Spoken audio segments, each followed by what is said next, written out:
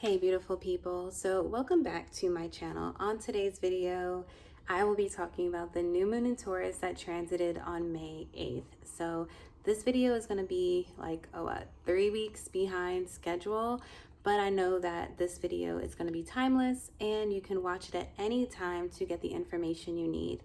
So just to give you guys a little overview of what I'll be covering on this transit is gate 1 and gate 2. So gate 2 in human design will be in our conscious sun, and gate 2 is the gate of pure yin energy or pure feminine energy, and it's represented by 6 hexagram lines that are broken. Gate 1 also is the gate of pure yang energy, which is pure masculine energy, and it's represented by 6 moving lines or 6 straight lines, no breaks. So I'm going to talk to you guys a little bit about the energy, some things I experienced during the transit, as well as cover self-care, cover some writing prompts to give you guys something to contemplate on. So let's hop right in. Again, this video isn't going to be edited, so get a coffee, get a drink, relax. Right now I am making this video at night and I have a little wine and my Trader Joe's corn chili. First of all, this corn chili is fire, but also you can reuse the jar for other things, another perk. So let's hop into it. This is very, un-YouTube like.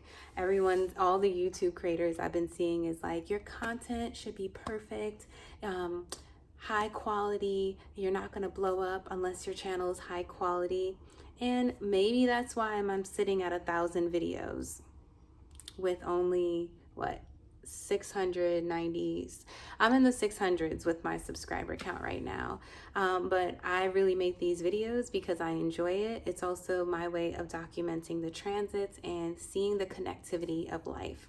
Also, as a gate 2 natal conscious sun, I feel like the divine feminine energy is doing things that are outside of logic and defying logic continually by doing what you love and by allowing nature and the universe to guide you. And it guided me into this journey of creating content from home, raising my child, being a stay-at-home mom, and a YouTube creator teaching esoterics online.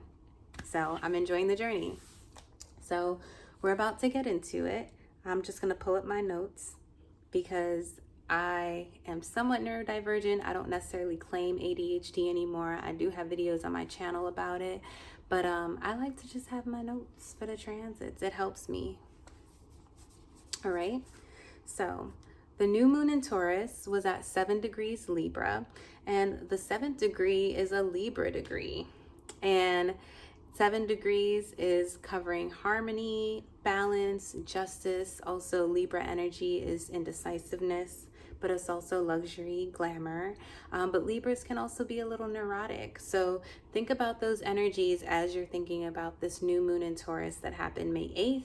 And you can also think back to what you experienced around this time. So 5 days before the transit, so that's going to bring you to May 3rd, and 5 days after the transit, which is going to bring you to May 13th.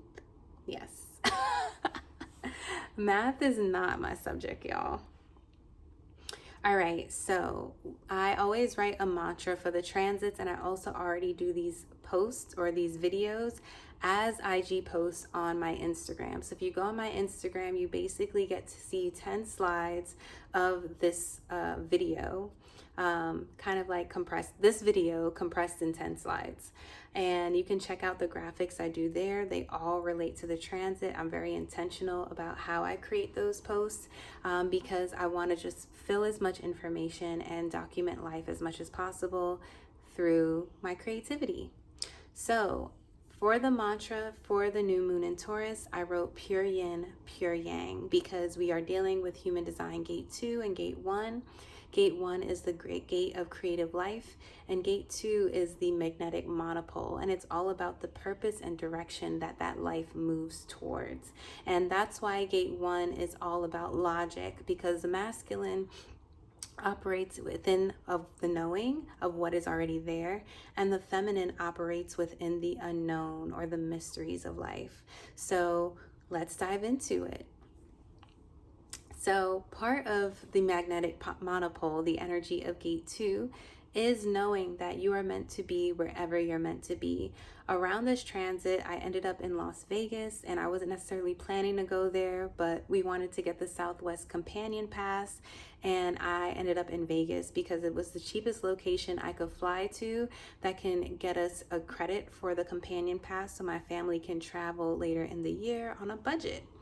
And because I ended up in Vegas, which is a place that I do see the value in, but I don't necessarily see myself fitting within the aesthetics, it definitely showed me what it looks like to be in the shadow states of gate 2, which is dislocation or being highly regimented. And as someone who also has Saturn in gate 60, which is the gate of limits itself, I can say that there are moments where I can fall into being very rigid, which is probably why the universe had to throw me in a place like Vegas to get even deeper lessons and contemplations, right?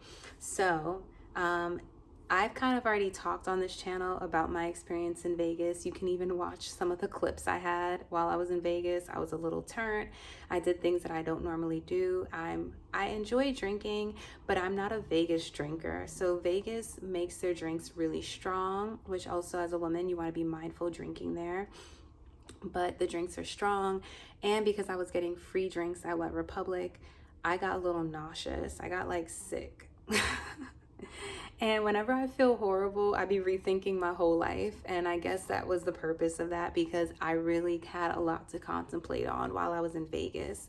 I also, while I was in Vegas, listened to Gate 53 and Gate 54, which is about what it looks like when we deal with overexpansion in Gate 53. And Gate 54 talks about greed and how greed is the shadow state of the high frequency of ascension, wanting to move forward and self-actualize. So being in a space like Vegas, which is basically like the Cheesecake Factory if it was a state or city, it made me look at overconsumption in a different way, greed in a different way, and my personal relationship with materialism and money, because I was now surrounded by like some of the worst versions of that. But also, Vegas is an adult playground, so there's also a lot of benefits and a lot of fun and play that can come from being in an environment like that. All right, so let's hop into the themes. So these are some of the overall themes that I saw for the new moon in Taurus. And theme 1, which is the city frequency of gate 2, is unity. Theme 2, seeking. Theme 3, orientation, harmony, fantasy, because of course when you are able to create your own reality, you're now in a space of fantasy. Or sometimes life throws you into places that make you see the dreams that you can have. Opportunity, abundance, connection, power, and creation. So these themes are very potent. And again, we're dealing with the first 2 hexagrams of the 64 hexagrams. So they are very, very valuable to the moving forward of life and the wheel of life. So here is what I wrote for Human Design Gate 2, Pure Yin. And Gate 2 is also called the Gate of, why am I going blank right now? The Receptive. And in the, I have the I Ching, the Kuan Yin, the feminine I Ching here, or I Ching. It's called the Receptive Earth because it's represented by the elements of Pentacle over Pentacle, so Earth over Earth. So here's what I wrote. I wrote, the energy of the feminine is the energy of direction. Gate 1, the gate of creative expression, is the container for the flow of life. The magnetic feminine gate 2 is located in the self-center, and as a Taurus gate, it heavily reflects to how we orient our manifestation towards evolution. Where do you want to be, and what do you want to be doing? This is a major theme for Taurus season as we reflect on what fulfills us. The power of the magnetic monopole, the G center, because gate 2 is located in our self center, which looks like the diamond on the human design chart. It's the reason why it's called the driver. This energy guides your soul to where it must go to evolve. And this is why I have the mantra where you go, you're meant to be there, because the reminder that, one, this gate 2, represents the unknown, but what it also represents is the monopole, where the direction life is going. And the direction life is going is unknown to us, but it's not unknown to life itself, which is why wherever you go, you're meant to be there. Is wherever you go, you're meant to be there, because that's clearly where you're meant to be in part of this evolutionary journey.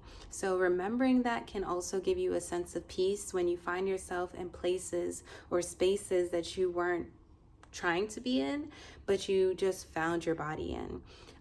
The body knows where it's supposed to go to get its greatest lesson. And I guess my body needed to be in Vegas. Hello. All right, so now let's read for pure yang, gate 1, pure yang. Creativity is active and ever moving. The pure expression of creativity brings freshness into the world. Although this is the first gate of the I Ching hexagrams, it's said that it technically comes after yin. So gate 1 definitely comes after yin when we think about it outside of a patriarchal aspect, because if you think about the sperm and the egg, the sperm needs to know before a sperm moves, it has to have something to move towards, which is the egg, the unknown, the magnetic monopole. So that energy has to really exist before you even have the purpose of, or the direction, the creative life of the sperm to move towards it. That makes sense. All right, so here I wrote, creative expression always comes in waves, because once expressed, it must retreat. Just similarly, once the sperm hits the egg, now there's a whole gestation process that must occur. So there is a time period that the sperm cannot get the woman pregnant again, right? Another sperm can't come and get that woman pregnant. She must go now through this process of giving birth, of forming this baby.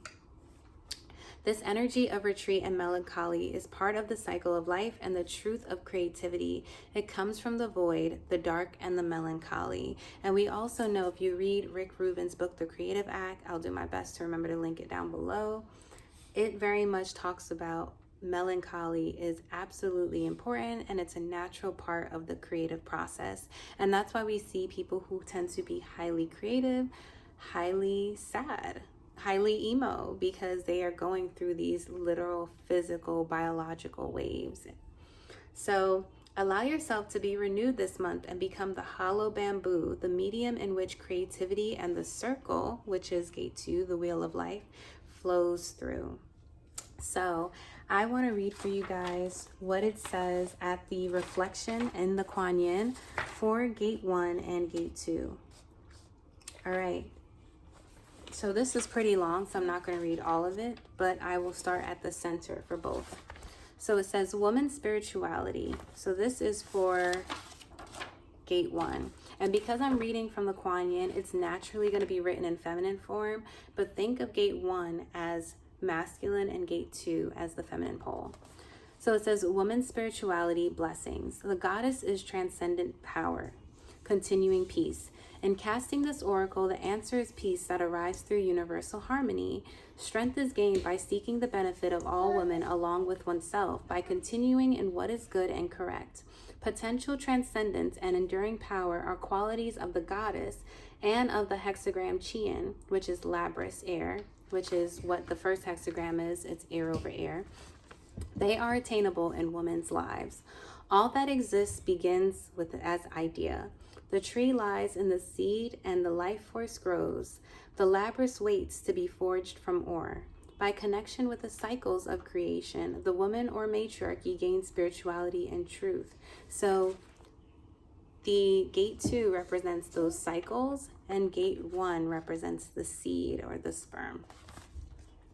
Strength lies in understanding that all things are connected, that the laws of the creative universe are the laws of women's lives.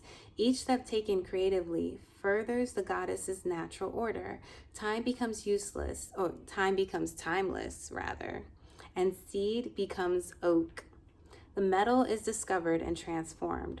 The spiritual woman brings strength and peace to the matriarchy by actions that shape and recognize order. So, gate 1, masculine energy is meant to bring strength and peace to the matriarchy by actions that shape and recognize order. From ores of power hidden in earth, she creates the labyrinth of women's empowerment and change. Her ideas utilize materials, turn them from thought to reality. The high priestess holds the labyrinth high in the circle as a symbol. By the powers of imagination, all things become possible and real. The ore is power, the ore is idea, and the labyrinth is form. The ore is woman, and the labyrinth is matriarchy. The universe and creative mirror the individual. The galaxy mirrors the earthly, and the matriarchy mirrors the woman within her. As above us, so below. So that's a great reflection and an understanding of the balance of these two energies. So now I'm going to move to 2, Kyun, the receptive earth, which is represented by Kyun over Kyun, the pentacle earth over the pentacle earth. So here's what it says at the center here.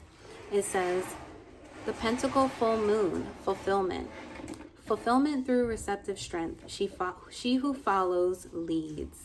The receptive has earthly reality, the image of the mare. The mare is grounded, strong, swift, and free roaming. She is gentle and open and loving. Her complement, the dragon and Chian, partakes of her opposites, but the mare was created along with the dragon, and creativity is key to both.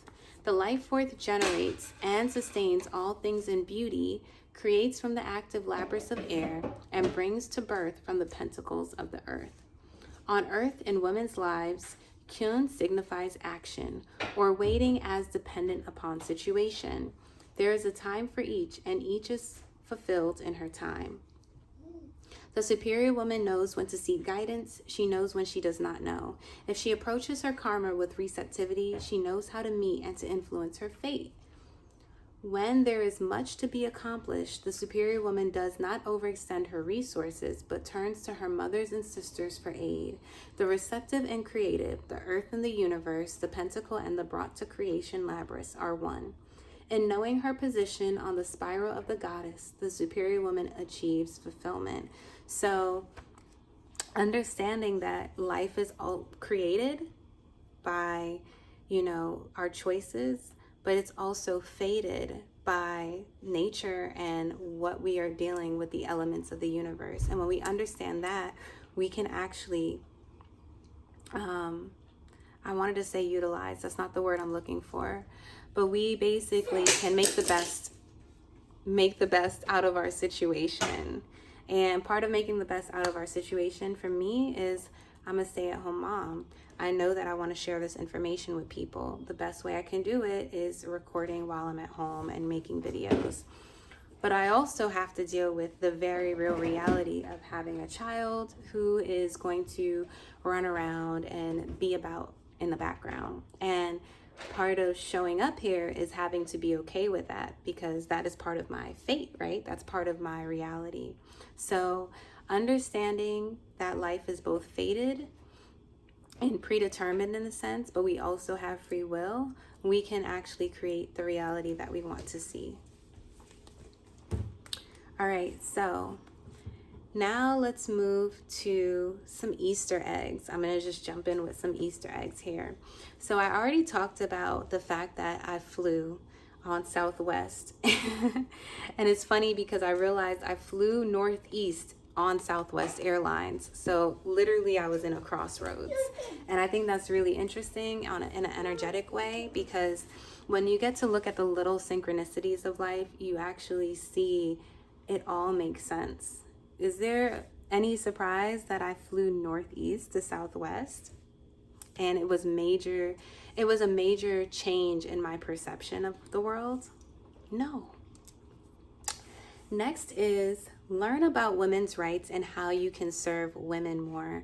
Again, because gate 1 is technically after gate 2, even though the I Ching is written from a patriarchal standpoint, understanding that we really need the energy, the feminine energy, to create the masculine, then we can really see the value in women, the value in matriarchy, and how can we bring more of that to the physical plane. Sorry guys, I'm a little distracted because my child's throwing things. Next is learn about the humanitarian crises. So we have so many crises happening throughout the world, including what has been talked about most recently, the genocide happening in Palestine, but we also have genocides happening in Sudan, Congo. We've also had previous genocides that happened in Cambodia. So here's a reminder to understand what is this disparity that we're seeing in life, and how are people using their pure yang energy to create things that are causing more entropy in a direction that we don't want life to go, and how we can shift that narrative by tapping into stillness, the mysteries of life, diving into our divine feminine energy. And part of that is knowing that sometimes we have to do things that seem illogical. Like we think of all the rituals and practices that come from indigenous cultures in relation to nature, the earth, and its cycles. And to the logical mind, it might not seem like it makes sense, but in the spiritual world, it does. And I think as a society, if we understand that more, we can create more and better and see the changes that we actively want to see in the world through less action, less physical action. And next is, I did have a blog. So another Easter egg is I had a blog called Latitude and Avenue, because latitude runs east and west, and I think avenues naturally run north and south, most avenues. And I think it's really interesting that I've always played with this energy of crossroads and unification of the world, understanding the circle. Even my symbol for my blog, my logo, was a circle with a line, with the navigation lines in it. And it so much relates to my incarnation cross, because in human design, I'm a right angle cross of the Sphinx, which the Sphinx is all about remembering the past and also bringing people to the direction of the future, because we have gate 2 in our conscious sun. So seeing how even now, although I'm not a travel blogger anymore, and also a lot of when I created my travel blog, I had a lot of negative or dark energies around me. Just the people around me didn't necessarily like support or have my best interests in mind, and actually caused me a lot of trauma. But the benefit is I'm now able to look back at that time period and see that I was already operating within my human design and already doing something that I didn't know had value, but at the time it does have value. And I'm also seeing how it shows this interconnectedness through life. And then next is, I really wanted to mention the Earth Warriors Oracle deck, because the deck often has, when you pull a card from the Earth Warriors Oracle deck, they often have, it's right here. This is what it looks like. I love this card deck. It's an oracle deck by Alana Fairchild about bringing light into this world. And what I love is that whenever you pull a card, and actually I'm going to read this one because I love that it's number 11, which can be 2, but it's also made up of ones. So I think that relates to the transit. What I love is that the healing process of these decks often come in 4 directions: north, south, east, west. Whether you're turning and saying a mantra or tapping into 4 different energies, it shows the love that 4 is really a number of foundation, and also a number of, can be completing something, building a proper foundation, a solid foundation for something. And actually, I'm going to save this is the real Easter egg. I'm going to save that for the end. So I'm going to now hop into some self-care and writing prompts. Then we're going to read the oracle card, and then I'm going to cover the Easter egg. So self-care, give yourself a smoke cleanse. Using smoke, especially when we think of air energy, because gate 1 is all about the air. Smoke is a great way to change direction, also to cleanse our physical aura, as well as protect ourselves from the aura of others. Next is trust your intuition. Since gate 2 is about feminine energy and about the divine feminine, it's all about the mysteries of life and trusting those things that do not fall within the masculine logical patterns. Next is take a community workout class. And this is sometimes we need to shift up our energy, and shifting our energy could be throwing ourselves into spaces with other people and being around other energies, but also a physical workout is going to move stagnant energy within your body. Now, another point is start a garden. I have tons of plants here, as you guys can see. I have tons of plants, and it's really because plants help you understand nature's cycles, that gate 1 energy, but also gate 2, because sometimes our plants do things, or things happen with our plants that you don't suspect, that defies logic, and it's how you manage that, or how you move through that. What is that? Oh, how you move through that after. Sorry, it was a message on my phone. But how you move through that after is how you can help rejuvenate the plant or nourish it. And last is eat a really decadent meal. Gate 2 falls within Taurus season, and Taurus is all about nourishment. Gate 27 is also a Taurus gate. Gate 23, gate of splitting apart, is also a Taurus gate. And I feel like the energy of these gates is really giving your body and your soul what it truly needs to move forward, and honoring it. All right, so now let's hop into the writing prompts. So writing prompt number 1, how can I realign with my soul's mission?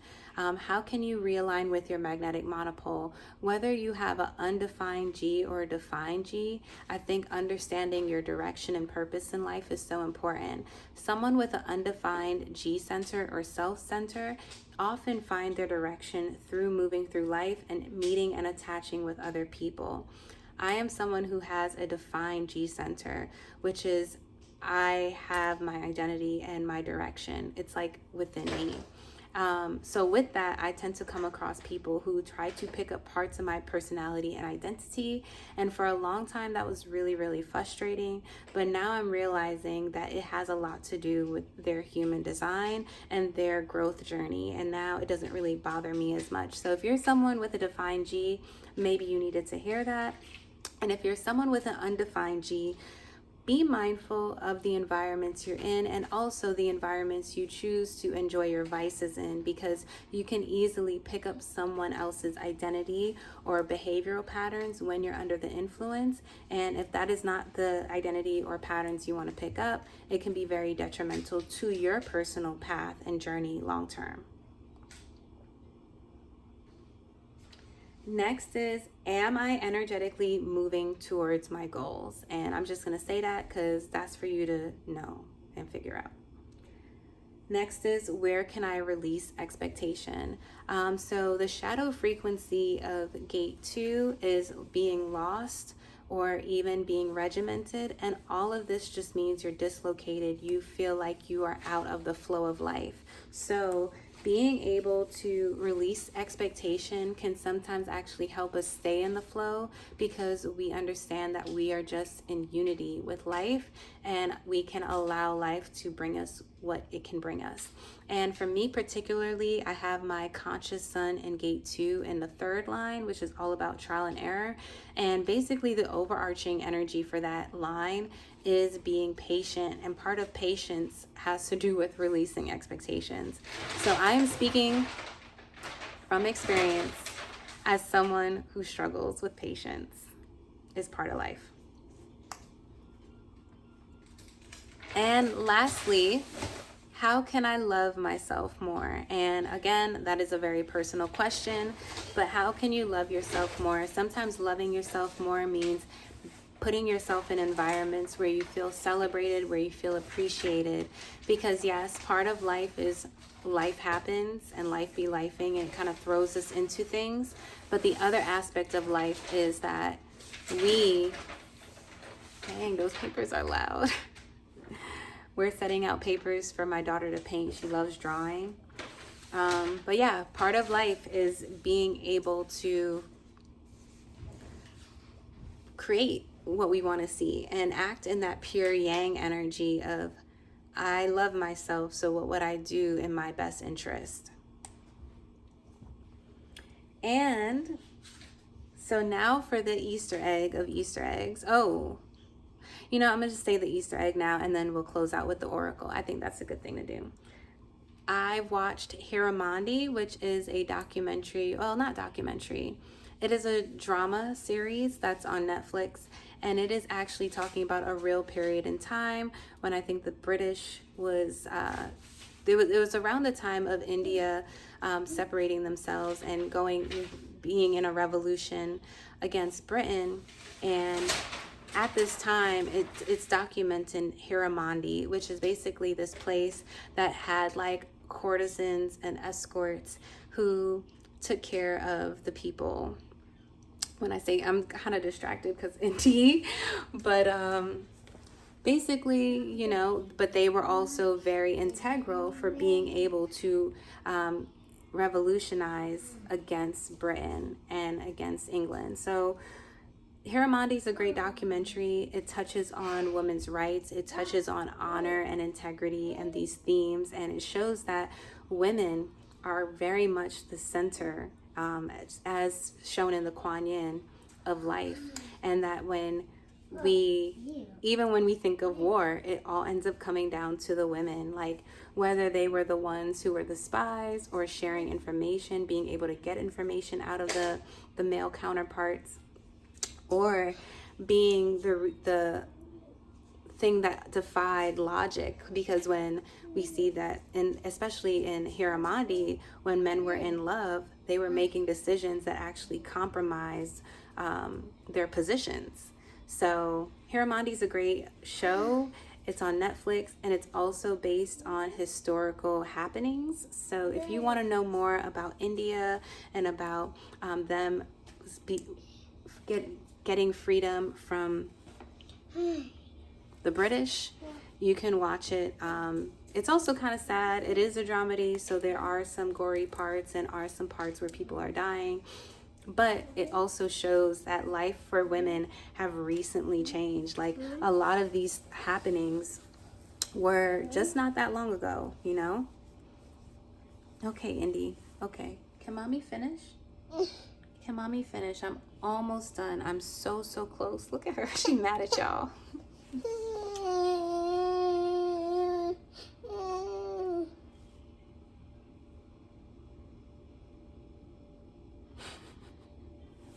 Help me finish. All right, so now I'm going to finish up with reading you guys the Earth Warriors Oracle deck. And Indy is going to read for you along with me. What does it say, Indy? Indy?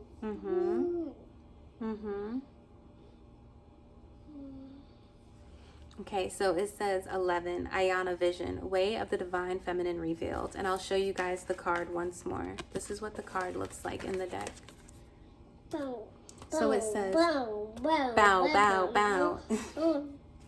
It says, Way of the Divine Feminine Revealed. The Divine Feminine yearns to reveal her way. Okay, all right, I'm going to just do this. I'm going to read it like this. So it says, the Divine Feminine yearns to reveal her way and her wisdom to you that you may live passionately and purposefully. As you trust her inner guiding voice, you recognize the authentic desires and visions that move you from within, that are the seeds of your sacred mission. You shall experience the clarity and soul-deep relief that only truth can bring. You shall experience a knowing of purpose that awakens your ability to live deliberately and experience deep fulfillment. Ayana Vision is the blossoming of awareness of your life purpose and true inner passion. You are being lovingly pushed to admit to your authentic and most passionate soul yearnings, becoming bold with your honesty. What means so much to you that you are willing to give up all that you have held onto out of fear so that it may be? What matters enough to you that you would symbolically die and be reborn with all the endings and uncertainties such growth entails, so that your dream can become real? Don't turn away from your yearnings out of fear, practicality, or any other excuse to replace faith with doubt. Your truth acknowledged will bring you peace, even if admitting it also means facing the personal transformation required to bring that truth to life in your world. When it is truth, it is healing. Embrace it. So again, really quick, the divine feminine energy is so much about moving outside of practicality. Women are big dreamers, and I've noticed that like feminine energy is to be kind of in a state of fantasy, because a lot of times women want to bring to the world what is not here, what defies logic. And that's the only way you can change it, because if you stay within logic, logically it's going to tell you, oh, I can't do that, I don't have enough, it's not possible. But the feminine is like, it is possible. I can do the impossible. I have more than enough. I am abundant, you know? So honoring this energy is really being able to honor your true desires and passions.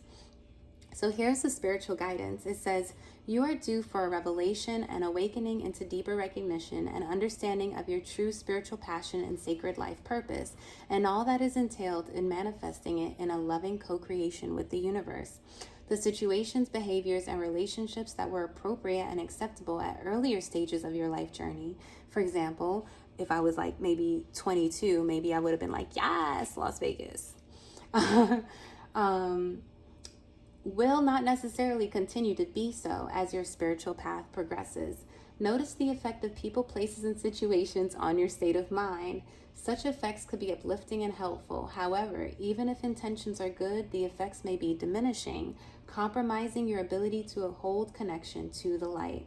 You will know when that is happening, because your inspiration, your idealism, and your hope, all of which give you vital energy to work towards fulfillment of your most cherished dreams, slowly become tainted by lower frequency beliefs.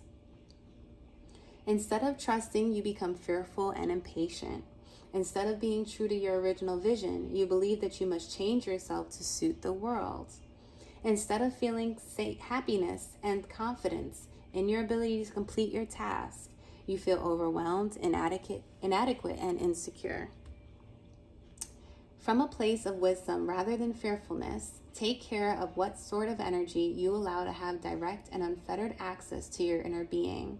Such a position of potential influence over your state of mind is best reserved for the Divine Mother. You will know when a message or impression is coming from a pure place because of what happens in your being in response to it.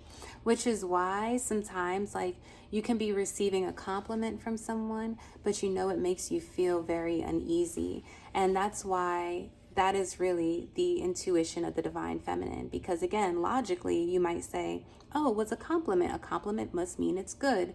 But the tone, the energy, the transmission of it was negative, and that's what you felt. So it says, you will feel happy, at peace, willing, and capable, even in the face of challenge, if it's something for you. You will have a sense that all things are working as they should or meant to. And although you will be more relaxed, you will also be more focused, productive, and inspired. Genuine divine guidance does not create anxiety, nor does it paint something to be well when it is in need of repair. Yet, no matter the content of the message, you will feel relief in the face of such loving and helpful truth. If someone or something has stolen away your peace of mind and certainty of heart, use the healing process below and your own intention to claim it back. There is a vision unfolding within your being, an urging of the sacred feminine, something which deep within your bones you recognize as being truth. It may still be blossoming into fullness, but if you tune into yourself, you can feel the essence of its beauty and grace. It is not wishful thinking or fantasy. Do not give up on your beautiful visions. So this card's message is so beautiful, and it has a healing prayer. I'm going to just say the words of the healing prayer, and I think that is the best way to close out. So now if you're at this point in the video, just take a moment to take a few deep breaths. I'm literally feeding my child as I do this, so that's why I'm kind of stuck in this position. But here it says, I love you. I am here for you. All is well. I trust you unconditionally. My faith in you never wavers. I will always care for you. I am always by your side and in your heart. Together we shall ensure your divine fulfillment for the greatest good of all life. Then say this prayer aloud. I invite the unconditional love of the Sacred Mother to heal my mind, body, and soul. I open to your true guidance, to the vision of beauty that you hold for me this lifetime and all the resources that you give so generously that I may fulfill my being and my destiny. May your truth calm my mind and bring divine knowledge to my heart. I trust in the truth of what your perfect will holds in store for me. I need no fear. I embrace your loving presence within my heart. So after you read that, you can curl up into, after I just read that, now you can curl into a comfortable position, or if you're reading from the book yourself, now's a great time to just cuddle, hug someone you love, rest. You could even lay down like a starfish and take as long as you need to recuperate. So that is the healing process. I've pretty much read the whole card for this. I usually don't, but I feel like this message was so potent and helpful, and just a reminder that all may feel impossible, but believe in the impossible dream. So I'm going to end the video here because I'm doing a lot right now. I'm doing multiple things at once. If you like this video, I would love if you comment, share, subscribe, as always. I also already have my full moon and Sag video, which is the transit after this one, already uploading because I did it as a live video. And I will see you guys in my next video. And I love you. I hope that you are moving. I know that you're moving in the direction you're meant to, because that is the feminine force of life. That is, I don't have to trust or think. It's a deep knowing. So there you guys go. See you in my next video. And in the meantime, if you want to keep up with the astrological transits, feel free to check out my human design shorts, where I cover proverbial messages from the I Ching, which basically are contemplations that are covering the transits as it's happening. And these contemplations are written in ancient text. So there's years of proof that there's very much truth to the wheel of life and the cycle of life. Peace.